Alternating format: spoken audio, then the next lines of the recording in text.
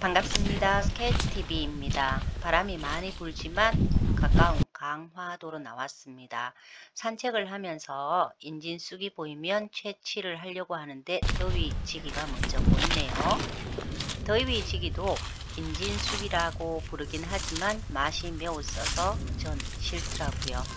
바로 옆에 인진 사철쑥이 자라고 있습니다. 인진 사철쑥과 더위지기 그리고 개똥쑥의 모습입니다.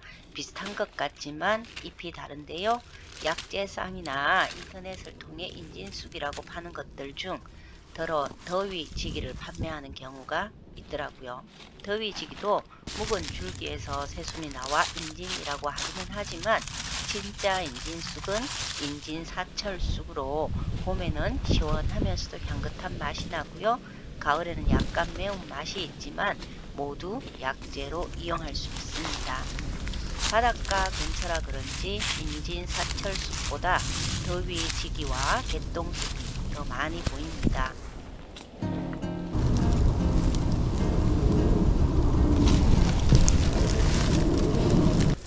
장소를 넘겨 갈대가 자라는 모래땅으로 왔습니다. 모래땅 근처에 인진 사철쑥이 자라고 있는 경우가 많기 때문입니다. 역시 인진 사철쑥이 빼곡합니다. 지난 가을에 꽃이 핀 인진 사철쑥의 모습인데요. 인진쑥은 이렇게 묵은 가지에서 새순이 올라옵니다. 아직 어리긴 하지만 전 차로 만들 생각이기 때문에 지금이 적기라고 생각을 하고요. 바람이 몹시 불어서 춥지만 이곳에서 채취해서 돌아가기로 합니다. 인진쑥은 잎뿐만 아니라 줄기, 꽃, 뿌리까지 모두 훌륭한 약재로 사용됩니다. 동의보감에서는 주로 간 기능 개선과 열을 내리는 효능이 있는 약재로 언급되는데 한방에서는 간 질환, 황달, 열성 질환, 소화 문제 등을 치료하는 데 사용하고 있습니다. 하지만 체질적으로 열이 부족하거나 몸이 차가운 사람이라면 과다 복용을 금해야 하는데요. 소화장애나 몸이 더욱 차가워질 수 있기 때문입니다. 인진쑥은 현대 들어 간 보호 및 항염 작용이 과학적으로 입증되었기 때문에 폐에 염증이 쌓여 생기는 만성 비염에도 매우 좋다고 하는데요. 도라지나 맹문동, 오미자 등의 약재들과 함께 섞어서 복용을 해야 합니다. 특히 3, 4월에 채취한 인진쑥의 약효가 뛰어나서 독이 생기는 여름 전에 채취하는 것이 좋다고 하는데요. 만병통치약이라 부를 만큼 많은 효능을 지닌 인진 사철쑥을 그래서 저는 이런 봄이면 근처로 나와서 채취해서 차로 만들어 두었다가 마시곤 합니다.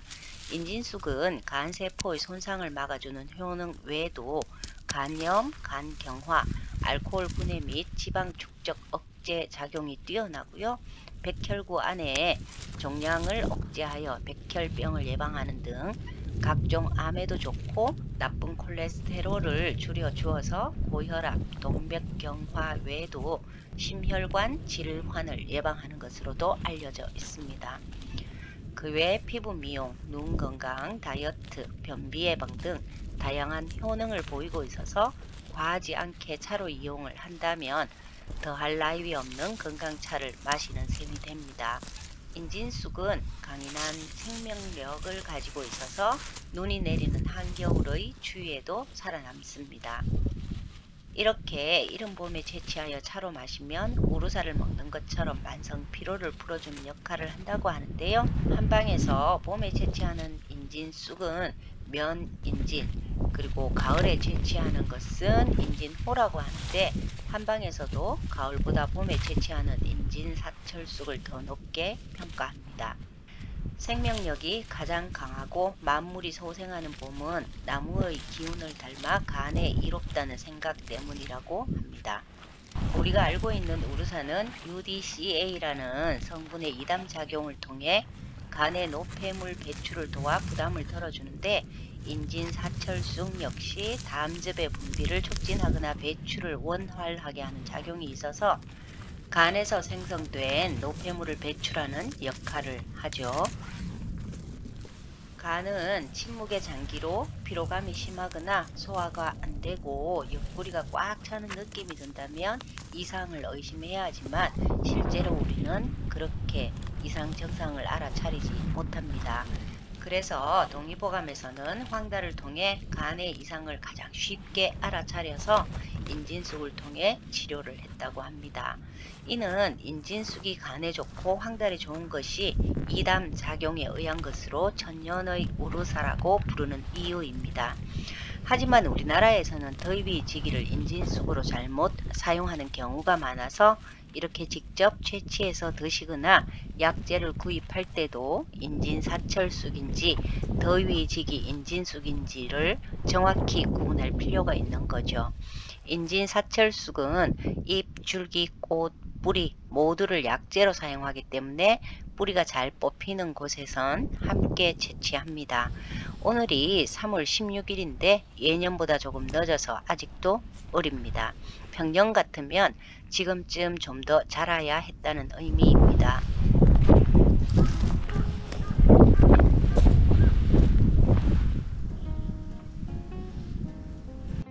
집으로 가져와 다듬기 시작합니다. 먼저 잎을 분리하고 줄기와 뿌리는 한꺼번에 모아둡니다. 모두 다듬은 것들을 깨끗이 세척하여 하룻밤 물기를 빼고 잎만 골라 덮금질을 시작합니다.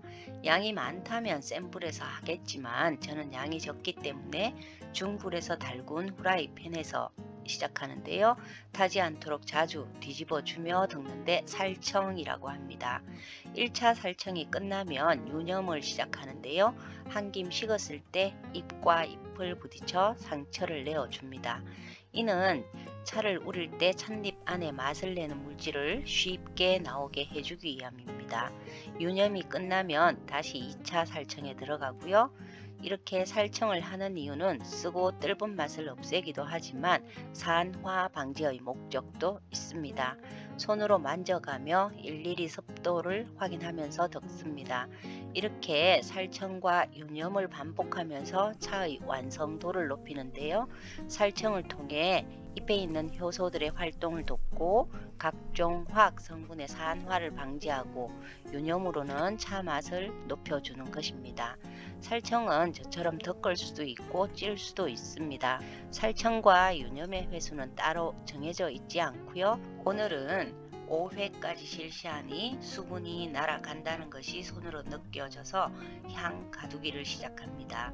향을 가둘 때는 아주 약한 불에 살청과 유념이 끝난 재료를 넣고 유리 뚜껑에 이슬이 맺히는지 보면서 진행을 하는데요. 유리 뚜껑에 맺힌 이슬을 한 번씩 닦아줄 때마다 덮금질을 반복하면서 3번 만에 더 이상 이슬이 맺히지 않아 재료들을 꺼내 펴서 말립니다. 오늘 저녁에는 올해 처음으로 만든 상큼한 인진숙차를 마실 수 있을 거란 생각에 설렙니다. 잎은 차로 우려 마시고 줄기와 뿌리는 달여서 마시는데요. 어떤 것이든 간 건강에 좋기 때문에 그날 마시고 싶은 재료를 선택합니다. 이렇게 올해 첫차 재료 준비가 끝났습니다.